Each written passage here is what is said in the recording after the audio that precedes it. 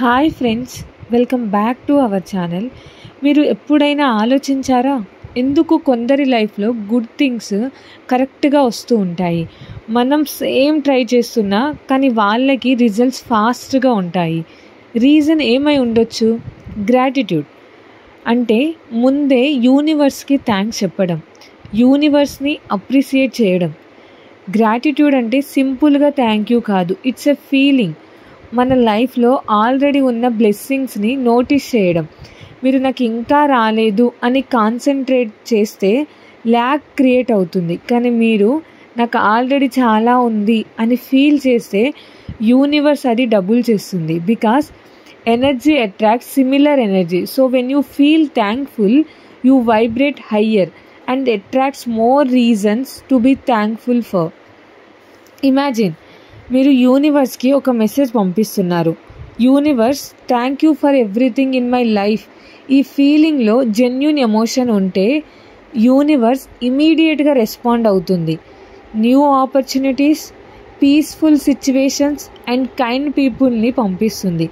ఎందుకు అంటే gratitude vibration receiving ఫ్రీక్వెన్సీలా ఉంటుంది.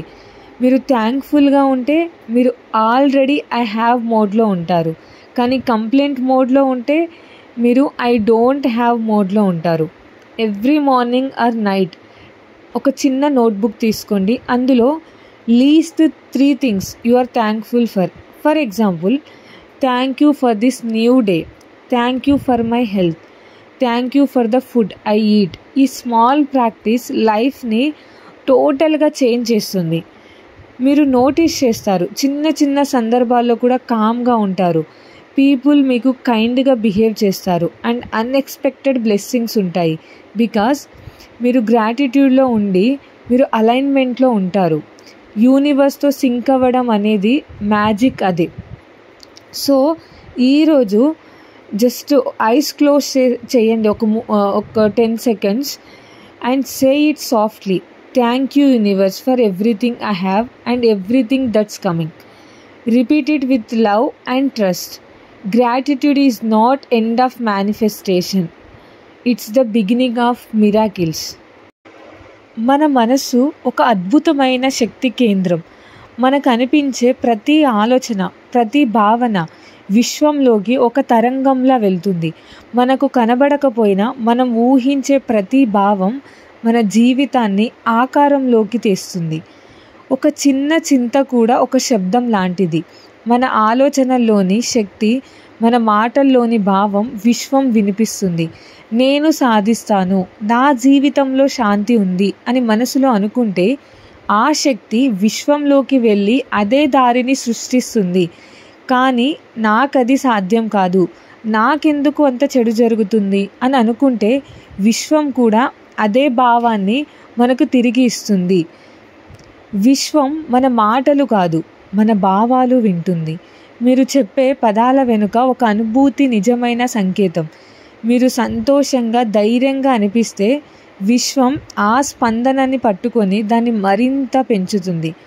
మన హృదయం ఆనందంతో నిండితే ఆ ఆనందం తిరిగి మన జీవితంలో రూపం దాలుస్తుంది. ఉదయం లేవగానే మీ మనసుని ప్రశాంతంగా ఉంచండి. ఒక లోతైన ఊపిరి పీల్చి మీరు కోరుకున్న జీవితం మీ ముందే ఉందని ఊహించండి. ఆ చిత్రాన్ని మనసులో ఉంచి ఇది నిజం అవుతుంది అని అనుకోండి. ఇది ఒక శక్తివంతమైన సంకేతం. విశ్వం దానిని స్వీకరించి పరిస్థితులను ఆ దిశగా కదిలిస్తుంది.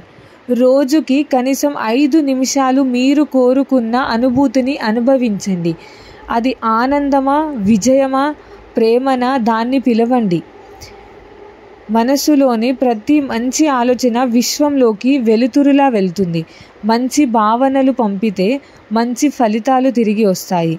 మన ఆలోచనలు మన జీవితాన్ని నిర్మించే మొదటి రేఖలు. కాబట్టి ప్రతిరోజు శుభ ఆలోచనలు పంపండి, సంతోషం అనుభవించండి, ధైర్యంగా జీవించండి. విశ్వం ఎప్పుడు వినిపిస్తుంది. మీ మనసు నిజాయితీగా మాట్లాడితే దాని సమాధానం తప్పకుండా వస్తుంది.